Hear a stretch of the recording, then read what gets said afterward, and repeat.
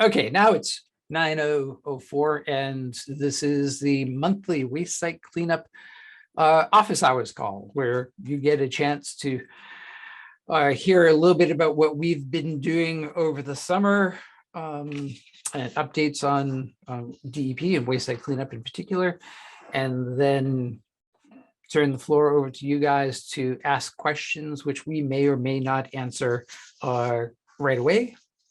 Or perhaps more likely a little bit later down the line. But depending on how complex your questions are. So for us, you may also notice I turned on, we learned how to do live transcript. So if you would rather watch the subtitles, you can turn that on and read along and be amused by how the kind of real-time translations actually kind of interpret my words, especially when we get into the more technical issues. But it's there to hopefully be a little bit helpful. Okay, so office hours. The first thing is, let's talk about offices and DEP's staffing and the ongoing COVID pandemic and what we're doing about it and what it's going to look like going into the future. Probably, things are going slightly different than we imagined earlier in the summer when we slowed down these meetings. We went monthly because we thought we would be returning a little bit to normal. Obviously, that's not going quite as fast as everybody had hoped. So in the longer term, kind of where we eventually want to end up, I think is still pretty consistent. DEP looks to eventually achieve a new status quo, the new normal, if you will. People sometimes have a bad reaction to that term, where we will have about 50% of our workforce working remotely on any given day. So we're looking to a future where we're going to have a lot more flexibility in how we work, how we communicate, how when we're in the office, when we work from home, and we're going to be able to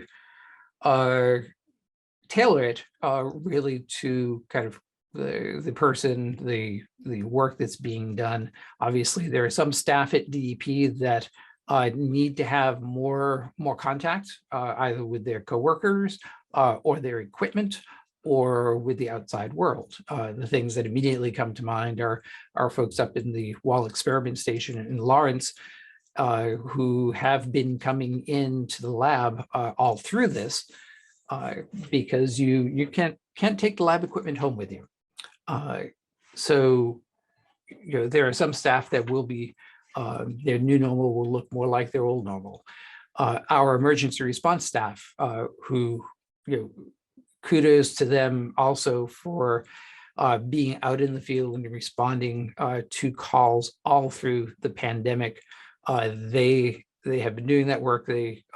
Because of the nature of the work, they will continue to do that work. And while there are some things that they may be able to do remotely or be based from home, obviously they will be out in the field interacting with folks far more than other people, far more than the average.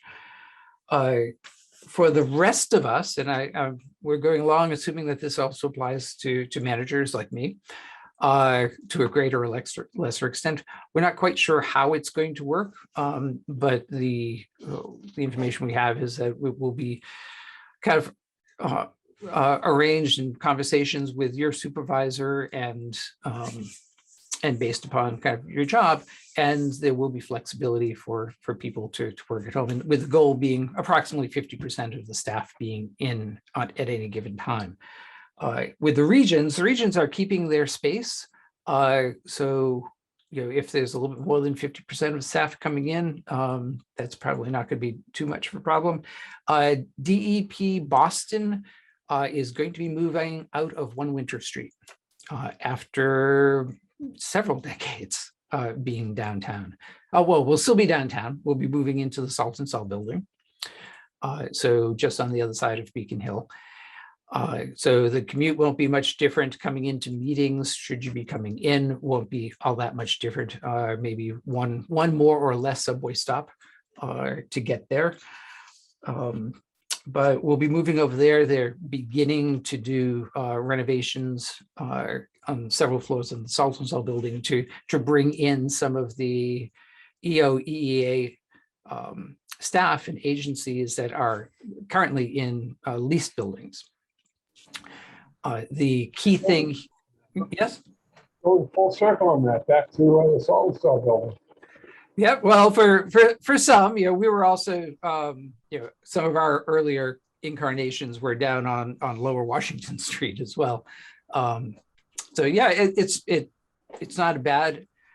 In terms of moving, it's a great location, particularly for those of us coming in from the North Shore. Would be a couple fewer subway stops for me, and a short walk up from North Station.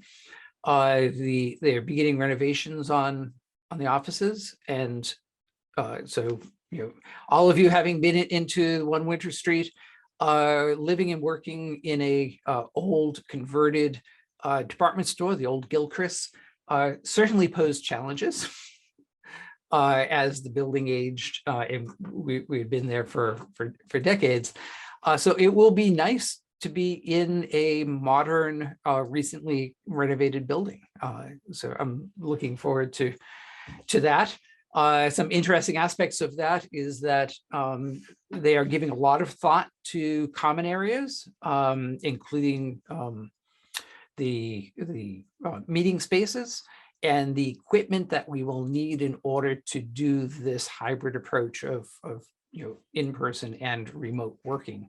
So I have my fingers crossed that the IT staff and the powers that be are researching and purchasing and will be installing the state-of-the-art equipment that will turn me into an Academy Award-winning director and producer of DEP meetings.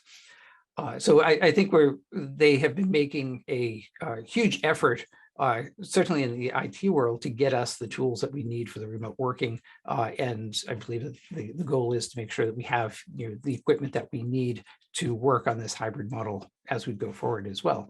The other interesting thing about that is that we will not have any personal space, cubicles, offices. I'm losing the biggest office I've ever had, which is fine with me, and it will go to a more hoteling situation where on the days that we're in, we'll be assigned space to work, and the next week when we go in, it might be a different cubicle.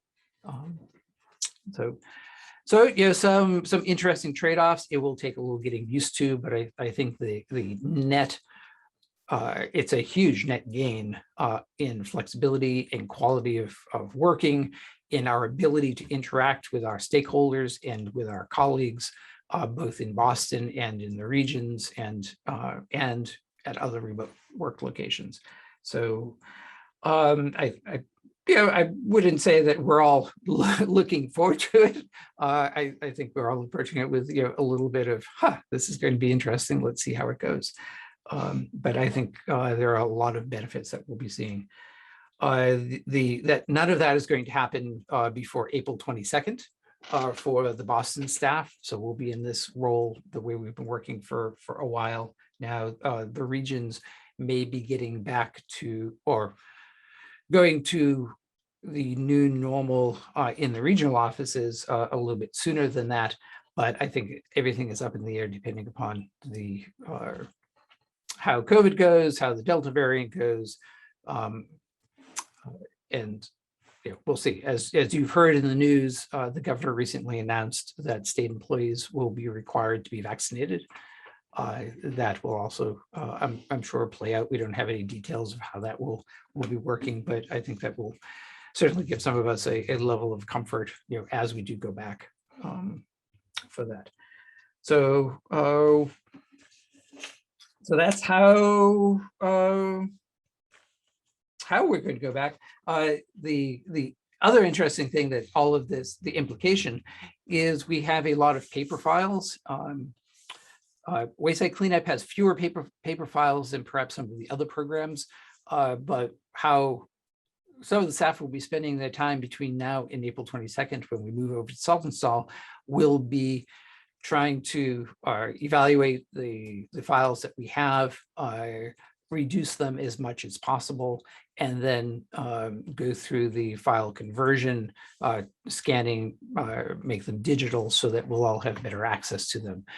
You all know the benefits of having access to digital files. Wayside Cleanup having scanned all the site files and required files coming in electronically since 2009.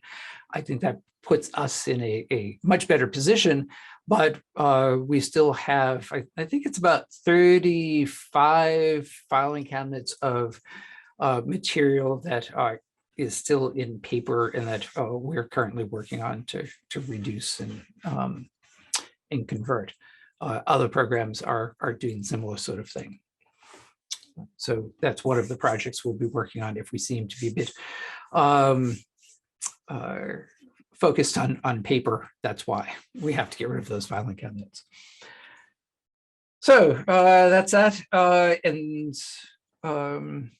Any questions on how we're dealing with COVID and office stuff? That's all of this is partly practice for our call later today as we talk to our staff about it, but this will have some impact on kind of how we deal with you guys. Next big item is the status of the MCP revisions. Liz has been working hard on finalizing our the final version, and particularly the response to comments, making sure that we understand everything that came in and revise things appropriately. That is roughly still on schedule that we talked about previously. We will be sending those, the internal final review within DEP and then the executive office and then up the chain will be starting imminently. And that means that we expect to have a final version that we'll put on our website earlier in the fall. And then with a implementation date several months after that.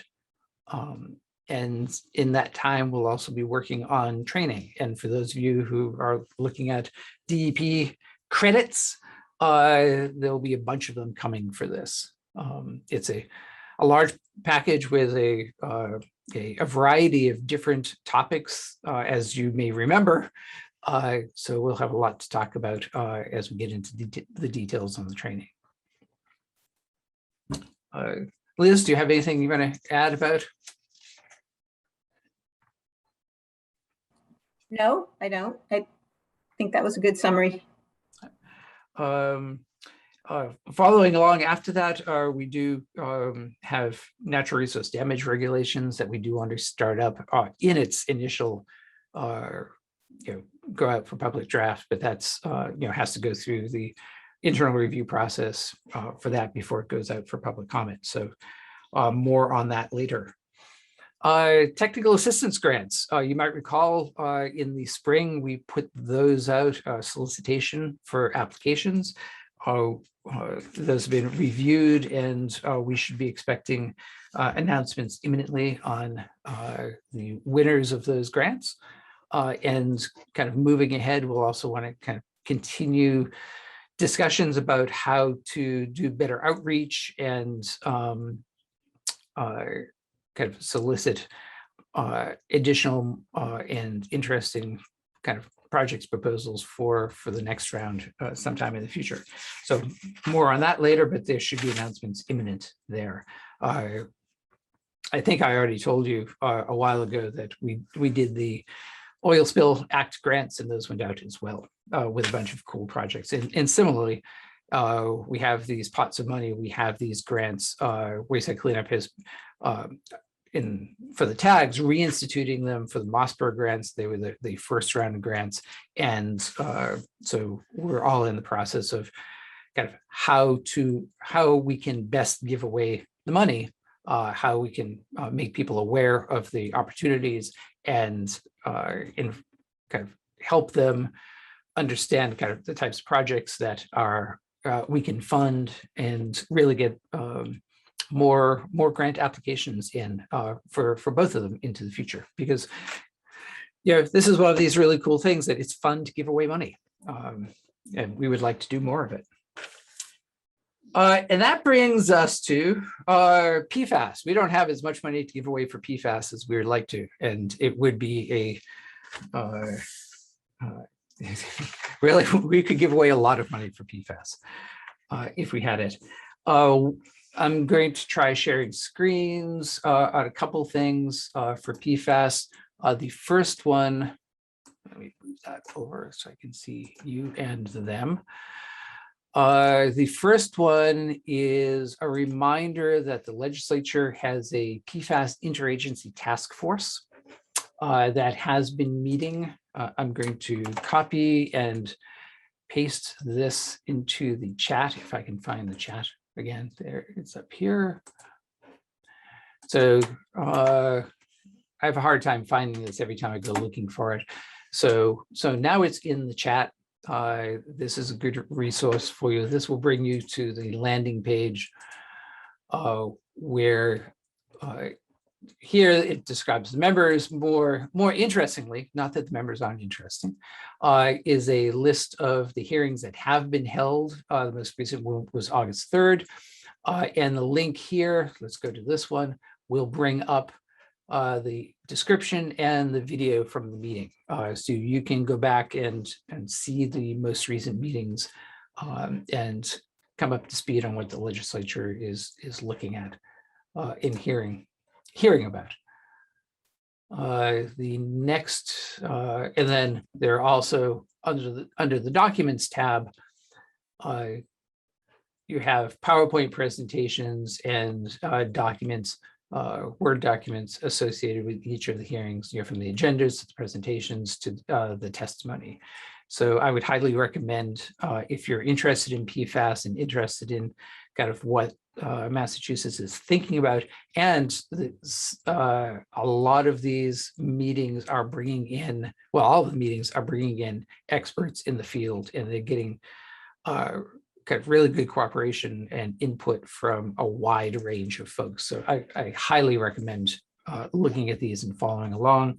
The next meeting is September 7th. I notice there's nothing in the no upcoming hearings, but it is September 7th. So you might want to put that on the agenda if you want to see it. On September 7th, the topics will be sources of Pfas and I'm quoting from the end of the video from August 3rd, sources of Pfas and who is really responsible for Pfas cleanup and mitigation. It may have a more official title, but you have it. So I, again, recommend doing that and following along as we do. The other thing we've been updating folks on the public and private well sampling program. The public program is in a little, not a hiatus as much as the deadlines for what types of public water supplies you have to sample by certain dates. Most of the community public water supplies have sampled. I think if you look at population, 97% of the folks relying on community public water supplies have had their water sampled. And now they're moving the deadlines for the smaller types of systems, the non-transient, non-community, the transient non-communities. Those will be coming a little bit later. So say there's a bit of a lull in because of the next deadline is not quite as imminent. But on the, let me find other things to share. So if you are interested in the public water supply results, they are available online on the Pfas, MassDEP, the main MassDEP Pfas webpage. I'll throw this link into the chat as well, because as long as I start doing that, might as well continue. So this is the public water supply one. Systems that have been sampled and have Pfas detections above 20, you'll see dots on the map, and you can either click on the individual water supplier here. So let's, oh, Cindy's driving. I haven't seen that. Public water supply. It's a transient non-community system that had PFAS over 20. And you can click on for more information. Public water supplies that have elevated levels of PFAS, of course, have responsibility and obligations to notify their customers. So the links would go to where we have them, the water suppliers' websites, and you'll probably find a bunch of PFAS communication documents there as well. So that's ongoing. In addition to that, I think we can do that. Private well sampling program. Let me put this one in because this one is harder to find. It's not on the main page, it's PFAS page. It's linked from one of the other pages. There is a direct link in the chat now to this one. And similarly, the color, we're focusing on, you might remember, we're focusing on 86 communities that are primarily reliant on private wells for drinking water rather than the public water systems. These towns have over 60% of the citizens served by private wells. So those are color-coded here. The green have started the sampling. Blue, we don't have results yet. As we work our way through the various towns, the process includes meeting with the local boards of health and other town officials at the beginning of the process, so we all understand what's on the table and that they can help us identify locations to be sampled. So it is a little bit of a time-intensive process up front to make sure that DEP and the local community are all on the same plane, and that they understand what we're trying to achieve, and they can help us identify it. And because of COVID, we're also very sensitive to anything that might be problematic for the local health officials from a resource perspective. We don't want to overwhelm them with this when they may in fact be dealing with COVID issues.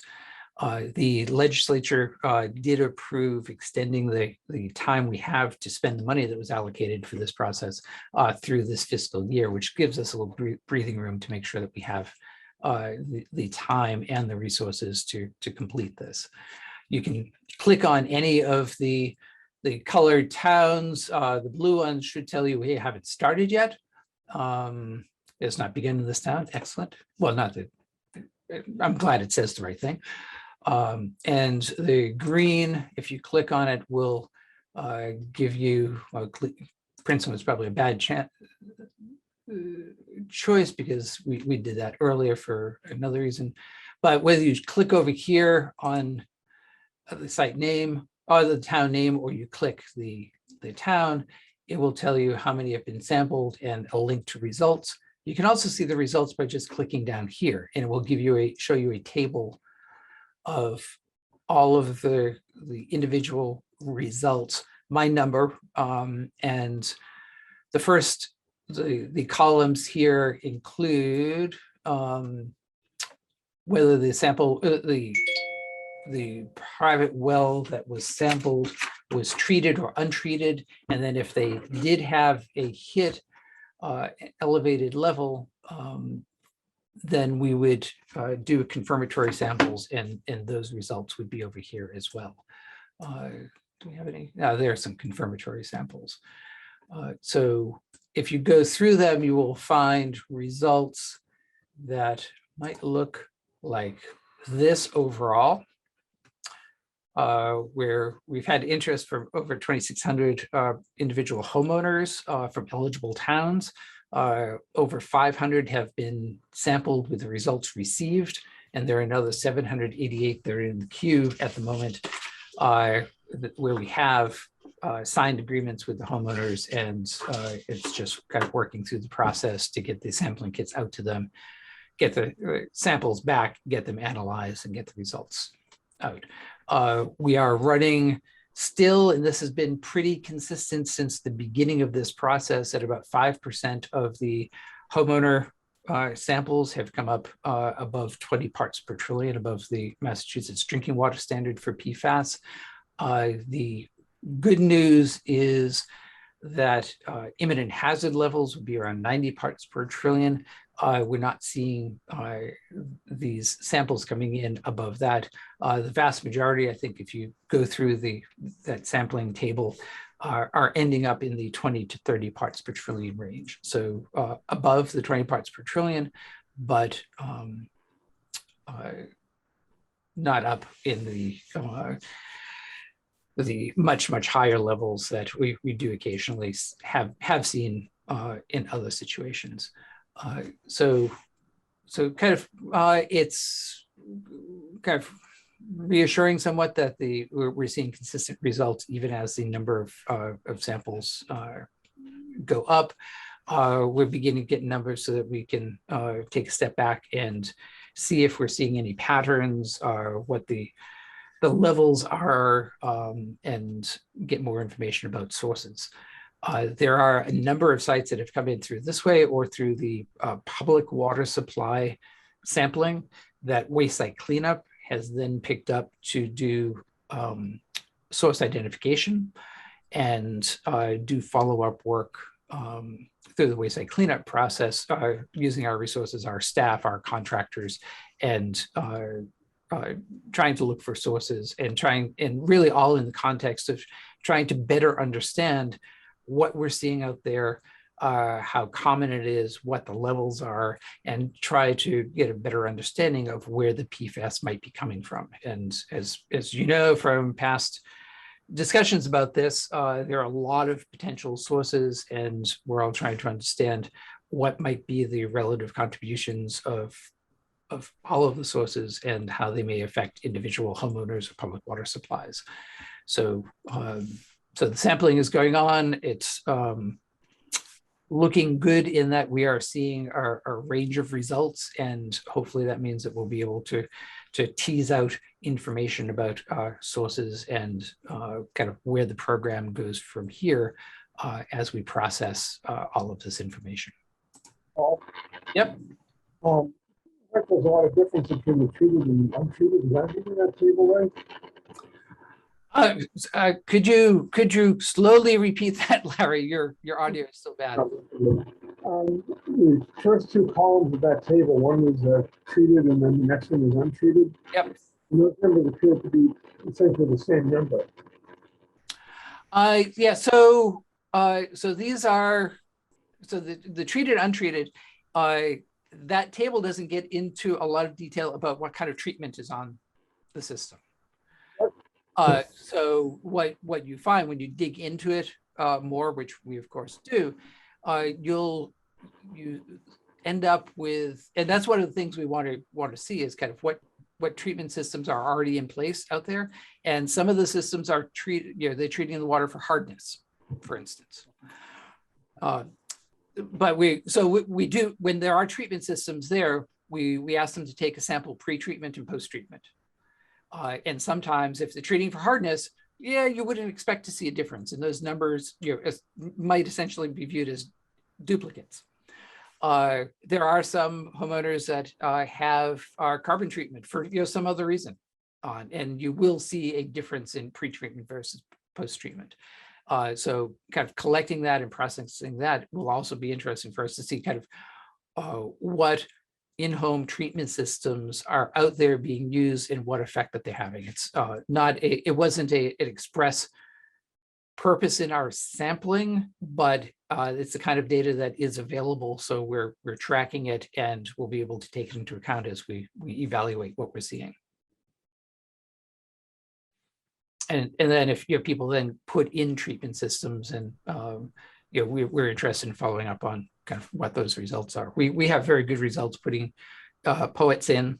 We do dual canister activated carbon POET systems, and they have been performing really well. And we're accumulating a wealth of data there from the routine monitoring we do of the systems that we have installed to get a good data set of not only how effective they are, but also trying to get an understanding of if you put in these kind of systems and for the levels of PFAS that we're seeing, when would you expect to see breakthrough? And that's the type of thing we want to kind of find out more about. Okay. But not all those treatment systems are created equal. So any other PFAS questions? They are, each of our regions have at least one, if not, and some of them, several more PFAS sites that they're working on. The Southeast and Central region have established PFAS groups within waste site cleanup to specifically handle the sites that they're dealing with. The volume, particularly in Southeast and Central, are particularly high, and it's good to have the staff that are focusing on these and becoming more expert in what the issues are and how to address them. And one of the things that is challenging for all this is the communication with the homeowners. So it makes sense to have these types of sites have specific staff focusing on them, because communicating the risks and the exposures and the challenges and the options to the homeowners is something that you become better with practice. And sadly, they are getting a lot of practice. Paul, do you see Carol Boyce's Paul. question? Yeah, I have a question. Sorry, I do have, and try to do this. Please bring chat questions to my attention, because Yeah, Paul, I was just asking, first of all, what happens when the private well owner gets these results? Do they get an NOR? And then actually follow on to that is, are you reopening closed sites that are nearby that might be suspect? So there are, a couple things. One, there are online at the PFAS page, there are links to some of the information material that we give to the homeowners, and as part of their agreement to participate in this program. And one of the things, so we try to explain to them how waste site cleanup fits into all of this, which is, for a homeowner not familiar with our program, you can imagine that it's a bit daunting. So we are trying to be as kind of straightforward and educational as possible with it. So one of the key things is we as we're doing this, the whole point of this program is to understand where it might be coming from, and recognizing that as we're gathering this information, we may be seeing, and we don't know yet, we may be seeing PFAS in wells that might be from sources that are in situations that are exempt from 21E or exempt from have notification exemptions from the MCP. The status of all these, particularly what we're seeing, just over the 20 parts per trillion, which in absolute terms are very low levels of contaminants. We are essentially deferring issuing NORs to any homeowners, for the homeowners participating in this, because we don't know kind of what the source is. The homeowners are likely, we think, and the educational material tries to go into this in kind of understandable terms, are in most cases are likely the downgradient recipients of the contamination rather than the causally responsible sources, to put it that way. And so as we move ahead, there are a number of distinct situations that any given homeowner may find themselves in. The most likely one is that the PFAS is coming from some upgradient source, and that's one of the reasons why DEP has staff looking at the sites and looking for potential sources. As with any kind of downgradient property owner, we are interested in finding the source which is, and dealing with the source is far more effective than just dealing individually with the downgradient recipients. So the presumption is that they are down gradient of the source. And as such, we would be more interested in sending NORs at some point when we have sufficient information to the upgradient sources. So that's the approach that we're taking. And the question is whether the follow-up question would be if in looking for those upgradient sources, are we reopening old sites? And I think the way to look at it is that if there are releases of Pfas passes for sites that have not, and the Pfas release has not been previously addressed in a manner consistent with the MCP, then we would be viewing this as essentially a new notifiable release. So I wouldn't view it as reopening the old site as much as identifying a release that is of concern and which had not previously been addressed. So some people might view that as semantics. Sounds like a reopener to me. Well, I mean, so how do you do that? Do you actually? Well, then, I think in again, every case is probably going to be unique at this point, but rather than in reopening sites,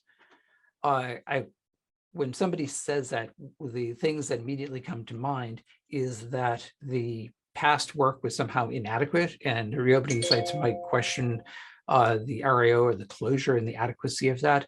And we're not really reviewing that. We're not looking at that because we're all dealing with Pfas now as kind of something we've been dealing with for several years, but for any individual site, it's really something new, something that probably had not been looked at before and is more appropriate to deal with as a new notification addition and condition, and that would get a new RTN rather than reopening the old one. So it's not a kind of following up on this new condition is not a comment one way or another on the adequacy of the previous work. It's recognizing that probably nobody looked for Pfas before, and now that we have, we need to follow the process to address it. Yeah, so no, I agree. I understand that. I think that's reasonable. I just trying to understand the mechanism so say it's a 15-year-old site that could close or whatever, 1985, 1995, whenever the good old days were, and we didn't test for Pfas. So then you see this down gradient location. Do you then send a notice to this,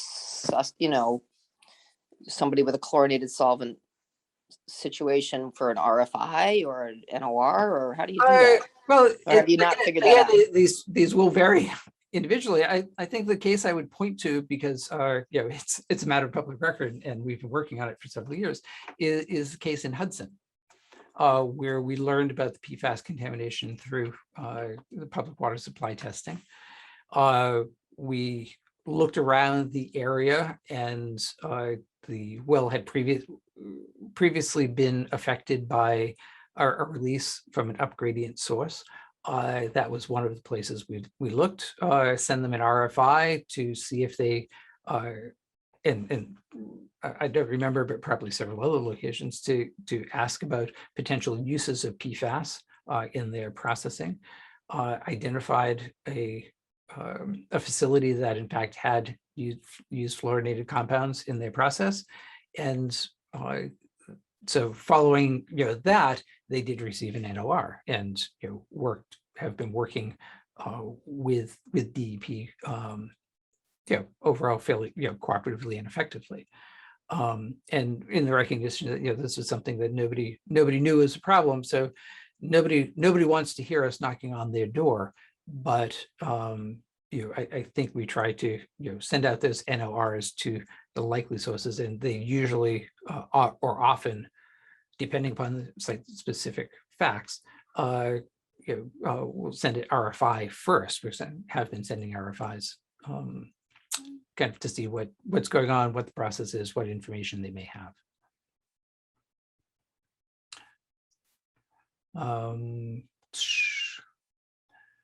So do regions maintain a list of reported PFAS sites? There is not a, well, how do I answer that? Probably, and that sounds like I don't know what's going on. I think obviously the regions know what sites that they're working on. They keep track of the sites that have PFAS one way or another. Is there a formal list headed, central region PFAS sites that gets prepared? No, but I think everybody knows kind of what's out there, and there's probably informal lists. I'm not quite sure how to characterize kind of what would be there, but it's I mean, we know the sites, and if so, is it possible to get a list of known PFAS MCP sites given the website is not searchable by contaminant site type? Yeah, at any given moment, if there was a request for a site, a list of sites, we would probably be able to dig one up.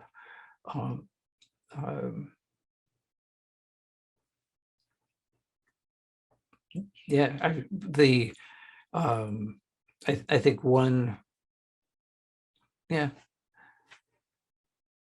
I'll leave it at that. Diane, I'm not sure if that's an official request for a list of sites.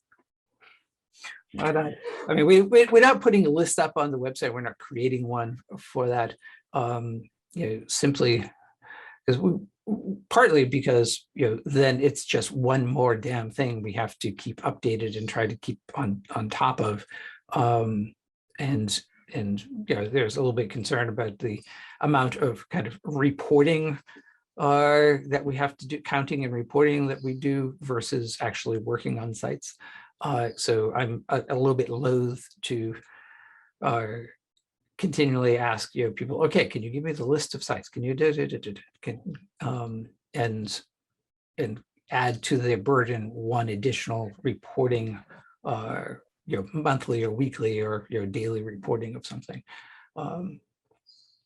But yeah, if somebody were to specifically ask for what is the Southeast, what are notifiable PFAS sites that have come in, then yeah, I'm sure we have that. Hey, Paul, this is Marilyn. Is there any thoughts, since you're getting all this wonderful help from your IT group, to add search by contaminant?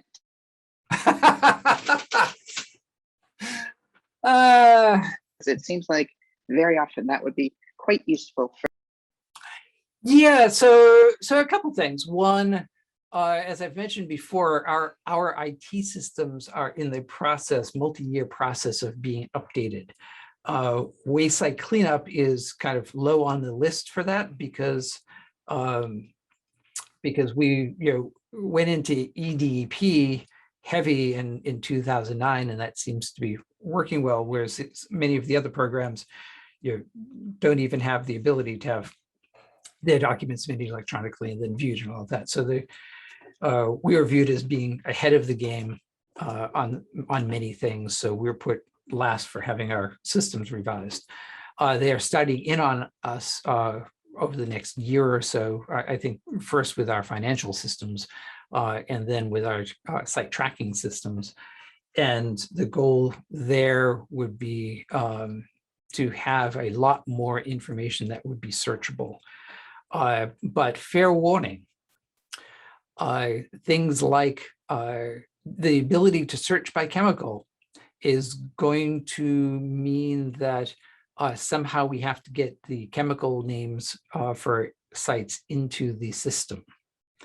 And as you probably realize, you guys, as you make submittals through EDEP, you're essentially our data input folks. And that would be the source of the information that you would then want to search on. So part of what we're the IT staff will be struggling with is how to get good data quality, complete kind of sufficiently complete data quality for that, so that you, for any given site, the chemicals of concern are listed, but not the chemicals that are not of concern. You can, for instance, there is a way to search our data by chemical, and I have a short video online for that.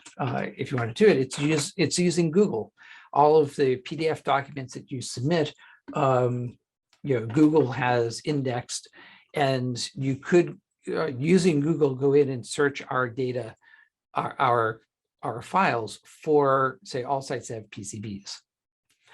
And what you're going to find, because it's strictly an indexing thing, is it will bring up a huge number of sites, because PCBs, whether it's a contaminant of concern at the site or not, is often listed, if in no other place than in the data tables in the back, in the appendices, where you sampled for PCBs and didn't find anything. So, but polychloride biphenyls, PCBs, will be listed there, and because it's listed, it will show up in the search. So that video goes into ways of narrowing that search so that you get a manageable number of relates that might be relevant to you. But yeah, ideally, it would be better to be able to directly search our site files. We want that. You want that. The question when IT picks up our program for modernization, the question would be kind of how we can get that data in a efficient way from you, so that when you search for PCBs in NATIC, you'll only get those sites where PCBs is a driver in the site, rather than just something you sample for and didn't find. So it's not quite as easy as it sounds, but it's certainly possible, and I think we'll probably have some external stakeholder involvement as we begin looking at our data systems to get input, not only on input on what would you like our systems to do, what would be useful for the stakeholders, but also for, okay, you found that interesting. How now do we get that data in a form that could be searchable? Great, thanks, Paul. That's helpful. It's on everybody's wish list, and if you have examples, one of the things that we will be asking, I'm sure, is if you know of other states that have done that effectively, we are more than happy to steal their process and their structure. Borrow, copy, pay homage to their approach. Okay, couple other fun things. I'm going to share something again. This one's a little bit better. We're doing other things other than PFAS and struggling with COVID and writing regulations. Although, for the record, writing regulations is fun. It's one of the most fun things I do. So last week, was it last week or no? It was yesterday. Never mind. Yes, yesterday. There was a public event down in Fall River. So looking to brownfields and making progress on sites. This was a kind of celebration of kind of getting City Pier in Fall River, the cleanup complete, and the ability to now move ahead and develop it as a park for the public's use, right on the shoreline. There'll be food trucks, open air concerts, things like that. Now it's just a pile of dirt. And I kind of hope that that's clean dirt that they're moving around with shovels. I'm assuming at the moment that is just demonstration dirt, because contaminated material should be gone. The mayor of Fall River, the lieutenant governor was there, our various representatives, city councilors, and our own Millie Garcia Serrano, regional director in the Southeast region, was there lending a shovel to the effort. So this is just a reminder that, work is, all of the other work is still going on. We talk about things like PFAS a lot because we're becoming, we're obsessed with it. But the staff are out there, the non-PFAS staff are out there doing, working with cities and towns on the brownfield sites, working with homeowners that are dealing with vapor intrusion issues, doing the audits and doing the enforcement that is necessary to make sure that the program continues to work effectively. And I think it's a consensus for the staff here that in the last year and a half, as we've been doing this from home, because we've had access to our documents, and a lot of the wayside cleanup stuff is online. Our conversion to working remotely has been, I wouldn't say seamless, but we've been able to manage it and in fact do it well in some respects. And it's nice to see the ability now to get out a little bit more and do events like this to recognize kind of how well that work continues to go. So that is the laundry list of my stuff. Oh my, it's 10 o'clock. How did that happen? Wow. So is there anything you wanted to talk about? I thought I was going to be, short of material here. So I'm very surprised to find this. Okay, it's up to you. I'm going to stay after 10 and I'll keep recording. So certainly feel free to leave if you have other things to do. But if you have questions, throw them out there, and or if you have things that you want to bring up. Is that anybody? Paul, Yes. I do have a question. I'm sorry, I haven't like stayed on top of the PFAS thing at all. Trying to have a good summer, but I would say one of my questions was are the Sherburne private wells going to be tested for PFAS? Do you know anything about that? Because General Chemical did have PFAS detected at the site, and we know that there is a potential for connection with the bedrock wells in Sherburne. So I don't have I was trying to just put the map up quickly, but I thought maybe you might be more on top of that. Well, so let's see, where is Sherburne? Sherburne is the town next to Framingham that gets the political attention. I know what Sherburne is. Just kidding. It's just That on was the just map, fun. like on All the in map. fun. Okay, We so love Sherburne. Needham is there. My best friends like Sherburne, Lisa yes. Camp. Okay, so Sherburne is there, and it looks like we might already have some results from Sherburne. I'm going to let me share again. So yeah, you should go to that page, Carol, and Sherburne does. It's green, so it's being sampled. We've sampled 23 wells there, and Is it on the story map page? Yep. Yep. Okay. I'm showing. Oh, you might. Are you on the phone? So Yeah. yeah. So you might. Yeah, it's a little hard on the phone, so I was trying to go on. Yeah. It is there. It's on the story map. It's on the private well story map page, which is harder to find. But so far we've sampled 23 wells. There was a 7.5. There was a 3.1. There was a 9.1.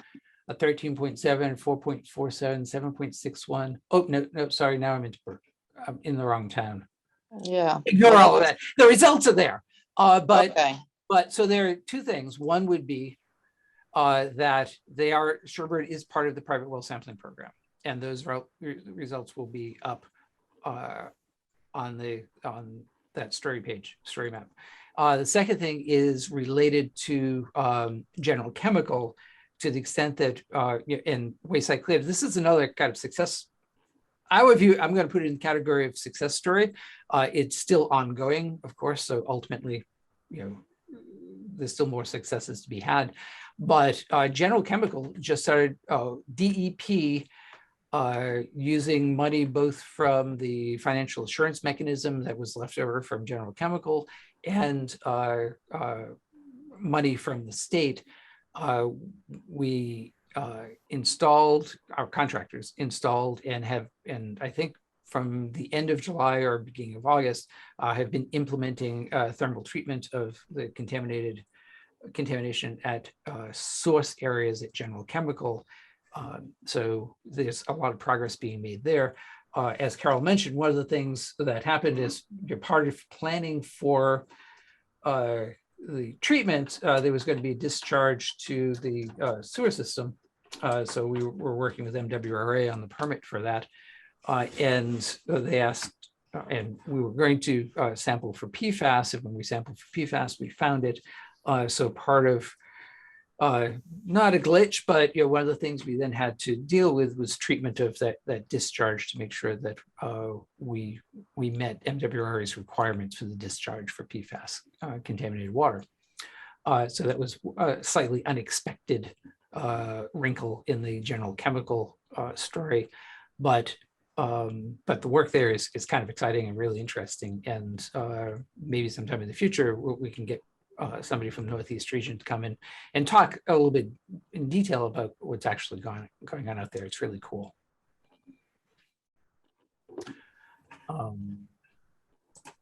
But Carol, if you send me an email, I'll send you a direct link to that, the one that I put in the chat. Yeah, I found the PFAS and testing private well page, but I can't quite sort out how you get, oh, then it's all alphabetical by town if you click on results. Yep, Is that how it works? over on the right-hand side, yep. And then how do you find, can you find the addresses or not? No, that's one of the things for the homeowners that we are not posting their addresses on the web. Okay. Yeah, because that has always been a concern to us, as you know, that there could have been migration. There were chlorinated solvents that were found in those wells years ago, although they were below the standards. But, I asked them to sample maybe 5 years ago for PFAS, right when the PFAS was coming out, and they found it already in the downgradient wells. I mean, in the wells right in the center of the plume. Yeah. So Carol, I would differentiate. There are two things going on here at General Chemical and at several of the other locations. One is that there is the private well sampling program that we are running through our drinking water program that is looking at and choosing locations to be sampled within towns, partly targeted to various potential sources, but also there's a random element to it. Because the goal of this program is to get an idea of kind of what's out there broadly. So what you're seeing on that site is really the results from the private well sampling program. They're separate from that. For any known site where PFAS is or is likely a problem, then that would go through the usual 21E process, and the work being done at General Chemical and looking at downgradient wells from that site wouldn't be on that page. It would be part of the General Chemical site records. So then waste site cleanup is the one that actually, because they took over the work, that would be the one that would be doing the sampling of the suspect wells. All right, I'll check on that. I just don't know what's going on. So kind of many balls in the air here, and a lot of sampling going on in different situations, and they're not all necessarily kind of in one location. Okay, thanks. Paul? Yes. Matt. So I apologize. It's probably my ignorance, but it seemed, am I missing something, or not learned how to use sites list yet or whatever? Because it seems like we used to have the ability, you had the map on the sites list and it would show all the sites around the site you were looking at. Yeah. But now it doesn't seem to show all those sites. I just wondered if something happened with MassGIS or whether I'm probably doing it wrong. So I hope you're doing it wrong. all right. Just because I hope it works. Let's try. Matt, try searching by town. Oh, yeah. and then hit the map. The also thing is if there's multiple pages of results, Yeah. you have to scroll through each page and look at the map on each page because it won't show them all on the same map. Yeah. So So yeah, I was just going to my site, the site I was of interest in, Norwell, and so. yeah. So I pulled up. I just searched for sites in Boston. Yeah, okay, And they are, right, there's all the dots, yeah. yeah, so it's there. Notice, the city of Boston, there are 28 pages of results, Right, and you're only seeing one page worth at a time. So gotcha, okay, so, all right, so maybe that was the issue, but yes, that's the map I was looking at. Now, Norwell, not that many sites, but yeah, yeah. So it is working, but it is clunky, and that's another thing that when we redesign the systems, it would be good to have a better visual presentation of this. This mapping and getting up on the site file viewer was primarily the work of a staff person, Mike Egger, who used to work for us and was an incredible effective problem solver and programmer.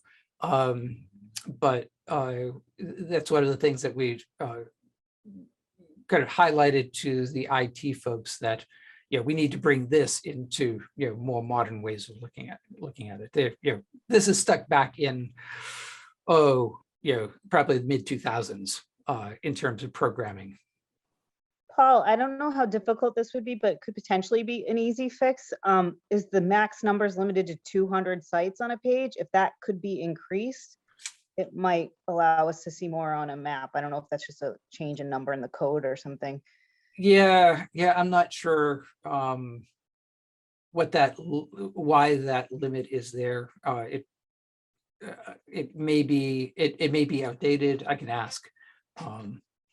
But again, it's one of those things that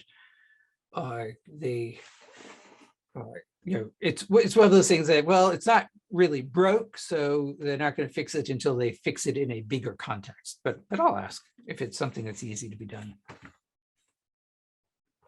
It's not a huge, for Boston, it's a problem. Of course, Boston, you can break it down by neighborhood anyway, rather than Boston all, which is what we're just looking at.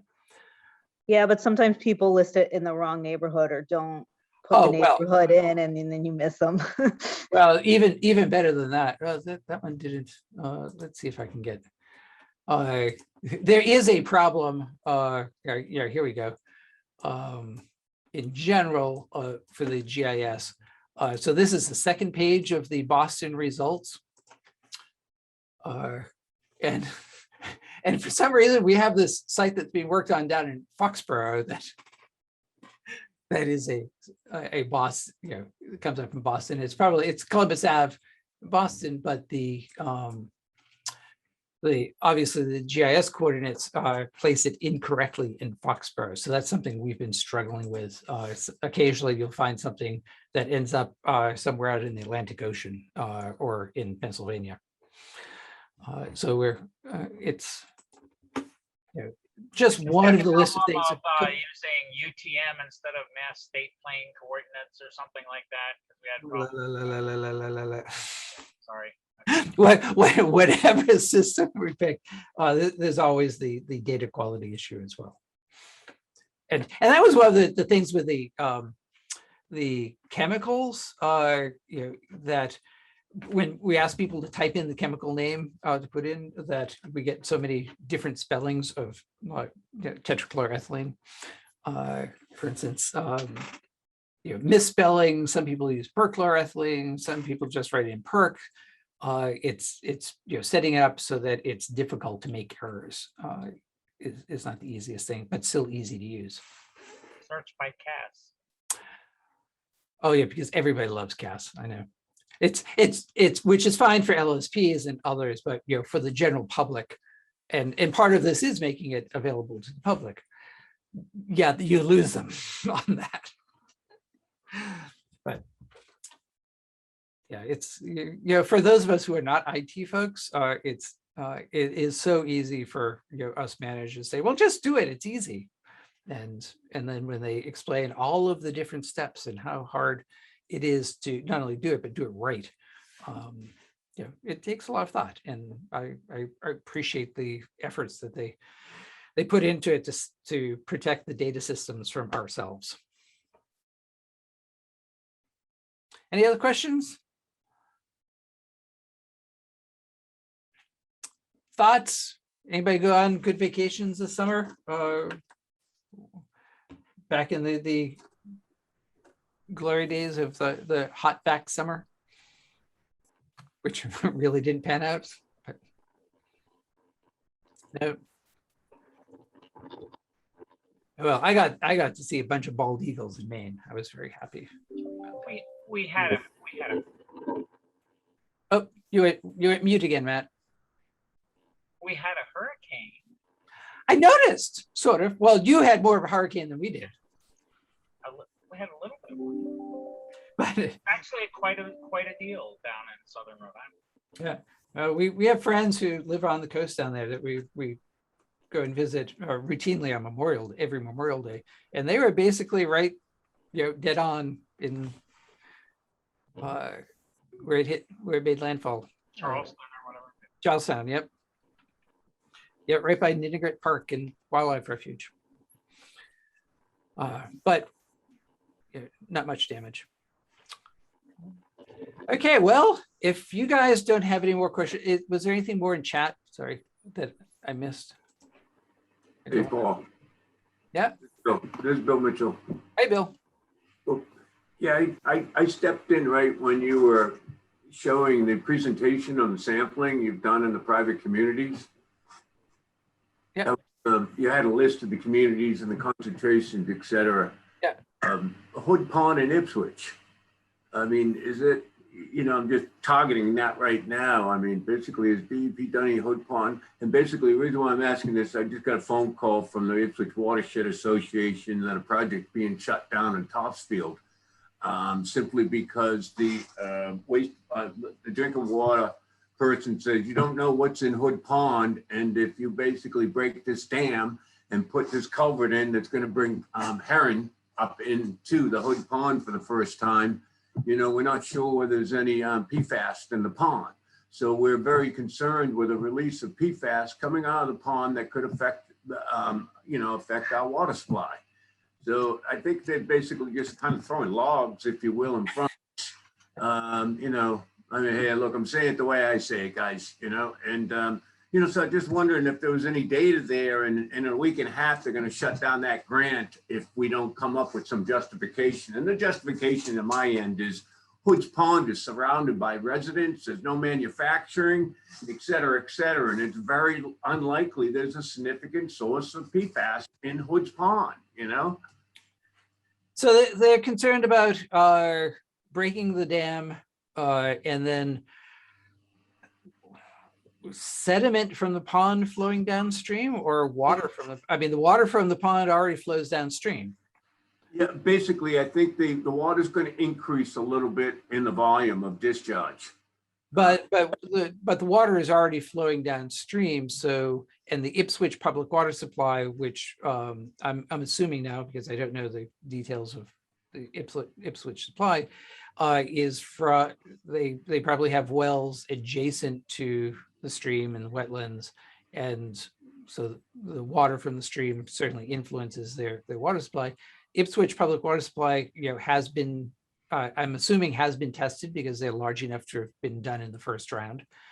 So there would be, if I were looking at it, the first thing I would do would be to look and see whether the Ipswich public water supply testing has identified PFAS as a problem, even if it's not above 20. And if not, then increasing the flow is probably unlikely to increase levels of PFAS in the water supply. Either it's in the water coming out of the pond or it isn't. And if they're not seeing it in their water supply, then it's unlikely. Yeah, I might argue that it's unlikely. Yeah, I mean, that's where our head's at, but we're just dealing with a municipal superintendent that basically is the project, if you will. Well, you know, people are wary, and you can Right. understand why. So it's, going to them with kind of a rational understanding would be good. And just in a closing remark, we proposed to do some PFAS on a site, and we were totally shut down by council. You're not going to test PFAS in those wells. And we felt as though we were downgrading from manufacturing. We thought it was appropriate. So that was kind of challenging, but we never did PFAS on that site because of that. Yeah, well, keep in mind that the rules of the road, for PFAS are the same as for any other contaminant. If we were to look at site work, we don't have a blanket. All sites must test for PFAS in all situations. It is the same as other chemicals that you look at what is or is likely to be there based upon land use in the area, the releases that you know about or suspect, industrial processes in the area, all of the things that would go into a good site assessment, and then what you sample for is based upon that. And should we audit a site, which is where all of this leads, of course, that's whether or not somebody did or should have sampled for PFAS is one of the things that will be in our minds. Thanks, Paul. Okay, 10:15. What you probably heard my phone bing, because that's the 15-minute warning for another meeting I have at 10:30. So as much fun as this was, and I do enjoy it, we'll do this again next month as part of the advisory committee meeting. And we'll be reaching out to people for topics for the advisory committee meeting and things people want to hear about. And then the next office hours would be then the end of October, 4th Thursday. And the thing about having a 5th Thursday in a month, it's confusing, but half the time much of the time having a 5th Thursday means there's a 5th Friday, which sometimes means a 3-paycheck month. So I'm willing to accept a little confusion on the meeting dates in exchange for the extra paycheck that month. And on that note, we'll see you sometime in the future. Okay, Paul, thanks. Thanks for coming. Bye. Thank you.